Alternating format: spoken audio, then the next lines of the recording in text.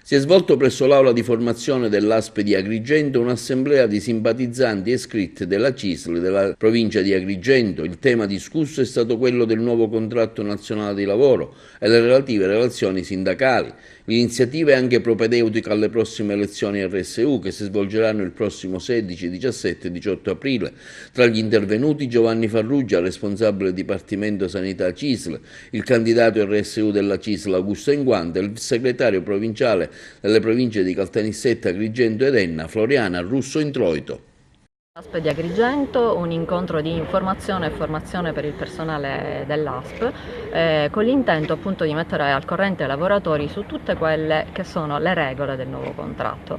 Abbiamo un contratto molto importante, molto corposo, ovviamente non è un contratto eccezionale, ma è il migliore che si potesse raggiungere in questo particolare, in questo preciso momento storico di fine di governo e anche bisogna precisare una cosa, questo contratto comunque è 2016-2018, quindi la situazione, cioè tutte le norme contrattuali, anche la parte economica, verrà nuovamente ricontrattata con il nuovo anno.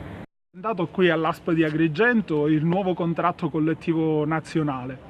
È stata una riunione molto interessante, prima perché si è parlato di queste classiche 85 euro di media di cui parliamo tutti e del quale bene o male siamo tutti scontenti, ma è importantissimo sapere che ci sono tanti nuovi diritti acquisiti e che il ruolo dei sindacati sta cambiando perché potranno dire di nuovo la loro in tante cose.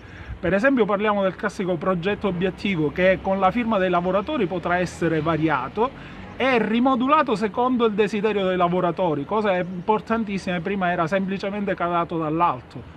E in questo momento è nettamente più importante una riunione del genere, presentare il nuovo contratto collettivo, perché siamo nel periodo in cui si debbono eleggere le nuove RSU, la rappresentanza sindacale aziendale. E in questo momento è importante capire chi dice cose serie e chi va in giro a raccontare fesserie su questo nuovo contratto che è importantissimo.